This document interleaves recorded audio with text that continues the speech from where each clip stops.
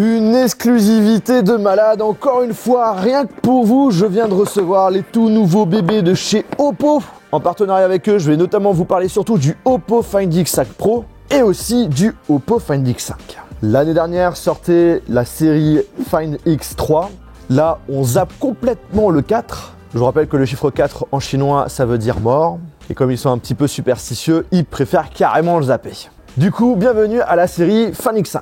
Sachez que les précommandes commencent direct le 9 mars. Il y aura justement pas mal d'offres intéressantes. Il y aura un lien dans la description pour une commercialisation officielle le 24 mars. C'est dingue de se dire qu'on peut les prendre en main bien un mois en avance. Si vous adorez ce genre d'avant-première, n'hésitez pas à exploser les pouces en l'air.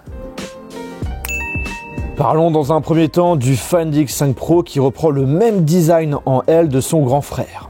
Une prouesse technique pour un constructeur avec ce dos tout en un qui recouvre parfaitement le bloc photo. C'est vraiment magnifique à voir et unique sur le marché. Pour information, 128 heures le temps de production, c'est juste énorme. De leur côté, ils ont notamment remplacé la matière par de la céramique microcristalline nanométrique qui est plus durable et surtout 2 fois plus dur que le verre. Objectif, être le plus résistant possible contre les rayures. L'année dernière, on avait le droit à 3 coloris, cette fois-ci 2. Blanc et noir avec un effet glossy. Dommage qu'ils n'ont pas proposé d'effet mat.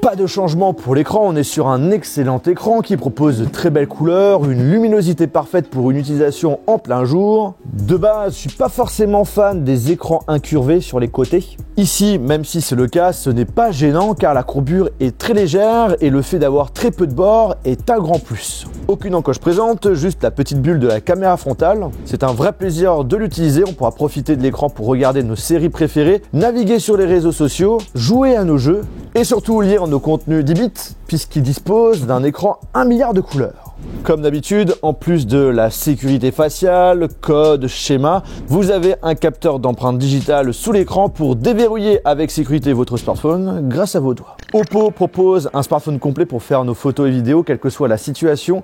Il est vraiment polyvalent. On a un grand angle avec une modification au niveau de la lentille. De base, c'est souvent de la résine. Ici, c'est en verre et ça permettrait d'avoir une meilleure fidélité des couleurs et aussi réduire les aberrations chromatiques. Une première mondiale, il est équipé d'une stabilisation 5 axes qui permettra d'optimiser la stabilité, que ce soit pour les vidéos et également pour la photo. Ensuite, pour l'ultra grand angle, comme l'année dernière, on a une lentille freeform. De base, quand on fait une photo en ultra grand angle avec un smartphone, on a des déformations autour. Et par logiciel, une correction pour corriger cela. Ici, on a une lentille qui permet cette correction naturelle pour un résultat beaucoup plus réaliste. Ensuite, vous avez un téléobjectif qui permet d'avoir un zoom optique x2 et une caméra frontale qui propose un capteur matrix RGBW, rouge, vert, bleu, blanc, qui permet d'avoir plus d'absorption de lumière, 60% plus de détails. Et on a un changement d'optique selon l'orientation, 90, 80 degrés. Personnellement, j'aurais préféré directement avoir justement le grand angle et pas d'avoir ce zoom numérique puisqu'on perd quand même un petit peu en détail. Comme vous l'avez remarqué, on a la disparition d'une très grosse nouveauté qu'on avait l'année dernière et qui m'avait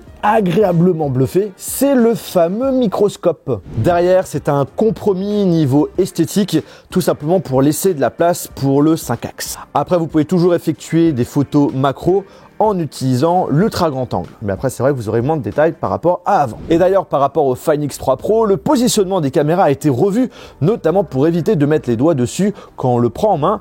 Il fallait y penser. Ils ont ajouté une puce maison appelée MariSilicon X qui est dédiée à l'intelligence artificielle et qui serait la plus puissante du marché, permettant tout simplement d'avoir un traitement d'image direct avec aucune perte de qualité. De base, sur un smartphone, tu fais ta photo, il y a une compression et ensuite le traitement. Et ça permettrait d'avoir une meilleure reproduction d'image, meilleure en faible luminosité et même également d'économiser de la batterie. Aussi, par rapport à l'année dernière, on a une plage dynamique 4 fois plus supérieure. Ils ont aussi lancé un partenariat partenariat avec Hasselblad pendant 3 ans, qui est très réputé dans le domaine de la photo. Et là, dans un premier temps, ça sera pour une aide logicielle. Là, par exemple, on a la possibilité d'avoir des filtres réalisés par les ambassadeurs de la marque. On a des modifications sur le mode Pro où c'est beaucoup plus complet. Et ensuite, l'apparition d'un nouveau mode Hasselblad X-Pan qui permet d'avoir un format plus étendu et donne un côté vintage à vos photos. On a aussi une meilleure calibration des couleurs, une fonctionnalité mode noir et blanc dessus. Personnellement, je l'ai utilisé plusieurs fois et j'avoue que ça donne un joli plus à nos photos. Et comme vous avez pu le voir, j'en ai profité d'être à Berlin pour pouvoir vous faire des jolies photos et également des vidéos.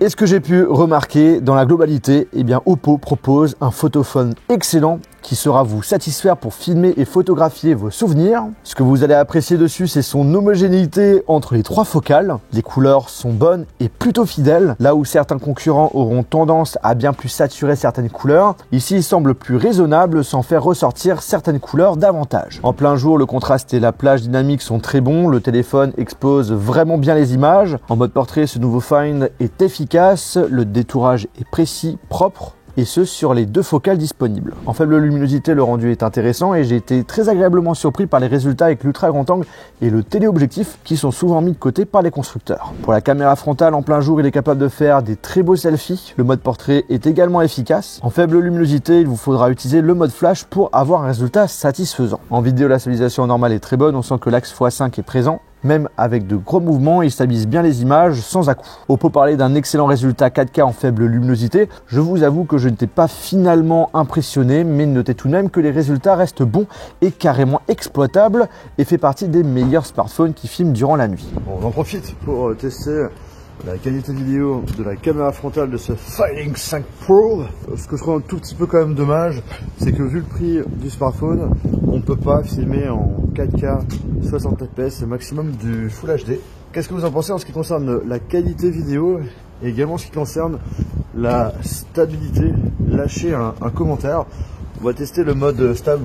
Là, cette fois-ci, j'ai activé le mode stable, mais comme vous pouvez le voir par rapport à avant, c'est le même comportement que d'habitude, hein. Ça fait un petit zoom, et donc du coup, ça permet de pouvoir gagner en stabilité, mais on a malheureusement une perte de qualité. Alors, vous avez mis le paquet, surtout pour la caméra principale à l'arrière. Maintenant, Oppo, je compte sur vous pour l'année prochaine à mettre le paquet sur la caméra frontale. Bien entendu, leurs smartphones sont toujours sous la dernière version d'Android 12 avec leur interface constructeur ColorOS en 12.1. Pas de gros changements, on commence à avoir un OS plutôt complet. Et ce que j'apprécie beaucoup chez eux, c'est tout ce qui touche à la personnalisation, avec bien entendu la possibilité de mettre plein de widgets, la possibilité de modifier la forme des icônes. On peut aussi changer la couleur des menus, plein de transitions au choix. Pour moi, c'est complet et surtout intuitif à utiliser. Il y a de quoi faire. Après, on y retrouve des fonctionnalités intéressantes comme créer des fenêtres d'applications. Tu peux les réduire, les placer un petit peu n'importe où. Tu as aussi le mode clonage qui te permet de pouvoir créer plusieurs comptes système. Pratique si par exemple vous êtes plusieurs à utiliser un smartphone. Pratique si tu passes un téléphone à plusieurs personnes. Ils vont chacun retrouver leur propre système avec leur propre fond d'écran, leur propre contenu, leur propre application. En termes de nouveautés, il est compatible cette fois-ci avec PC Connect. Tu as la possibilité de contrôler le téléphone directement avec ton PC compatible. Et vous avez la fameuse fonctionnalité qui permet de contrôler ce smartphone avec votre main.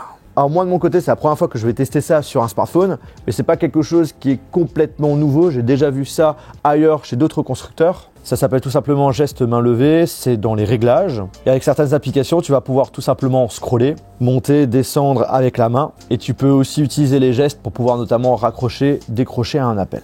J'approche ma main d'environ 20 et 40 cm, voilà, c'est détecté. Là, j'ai envie de monter, bim, je fais ce petit geste. Ça marche plutôt bien. Là, j'ai envie de descendre, je mets ma main comme ceci. Donc du coup, main fermée et je vais vers le haut. Derrière, ça peut être pratique si par exemple tu n'as pas la possibilité d'utiliser ton téléphone avec les mains. Par exemple, tu es dans la voiture, tu as ton téléphone qui est sur le support, on t'appelle, tu fais juste un petit geste et hop là, tu décroches. Je suis en train de faire à manger, j'ai les mains sales, j'ai envie d'en savoir plus sur la recette que je suis en train de suivre, j'ai besoin d'aller vers le bas, vers le haut. Vous comprenez, derrière, il y a quand même un intérêt. Il manque à mon sens quelques fonctionnalités comme par exemple la possibilité de faire des gestes à droite à gauche, pratique si vous utilisez Tinder. J'utilise pas Tinder, Amélie, je te rassure. Et aussi un truc tout bête, j'aimerais bien gérer la vitesse de défilement. On a une grosse batterie de 5000 mAh avec, s'il vous plaît, le chargeur secteur qui est fourni avec. Pas besoin de l'acheter en séparé. Par contre, voilà, Oppo officialise aussi, ils ne fourniront plus de paires d'écouteurs. On a des petites choses à dire en ce qui concerne la batterie. Elle est équipée de la technologie Battery Health Engine qui avait été présentée et qui est enfin sur un de leurs smartphones, qui permet une durée de vie de la batterie x2. On a 1600 cycles alors qu'avant c'était plutôt 800. Et s'il vous plaît, tout en garantissant 80% de la batterie.